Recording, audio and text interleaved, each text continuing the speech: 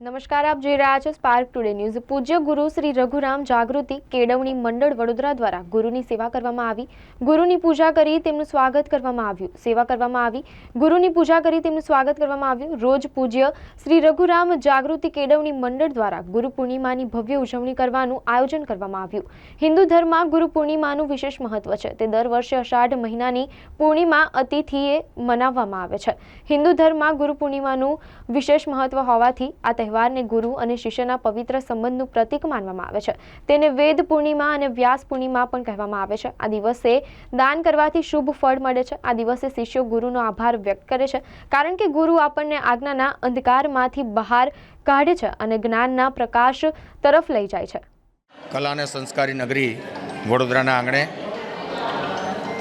અલકાપુરી ખાતે આવેલો ડૉક્ટર બાબા સાહેબ આંબેડકર હોલમાં પરમ પૂજ્ય રઘુરામ જાગૃતિ કેળવણી મંડળ દ્વારા ગુરુ પૂર્ણિમા પર્વની ઉજવણી, ગુરુ મહારાજનો વંદના કાર્યક્રમ આજરોજ ગુરુ બ્રાહ્મણ સમાજ દ્વારા કરવામાં આવ્યો છે અને સૌ નાના બાળકોને અહીંયા ચિત્ર સ્પર્ધા, વક્તૃત્વ સ્પર્ધા જેવી રાખી બાળકોને પ્રોત્સાહિત કરવાનો કાર્યક્રમ છે।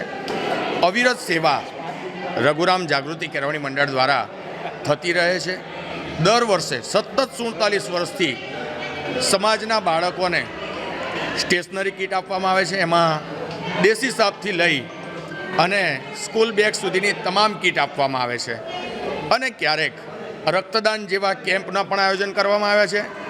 પૂર હોનારત હોય એ સમયે પણ અમારું પરમ પૂજ્ય રઘુરામ જાગૃતિ કેળવણી મંડળ ક્યારે પોતાની ભાવના ચૂકી નથી અને સતત સેવાના અવિરતપણે આ કાર્ય કરતું રહ્યું છે। મહારાજની જય, બોલો સત રઘુરામ દાદાની જય। વ્યાસ પૂર્ણિમા નિમિત્તે સર્વેને અમારા ખૂબ ખૂબ આશીર્વાદ।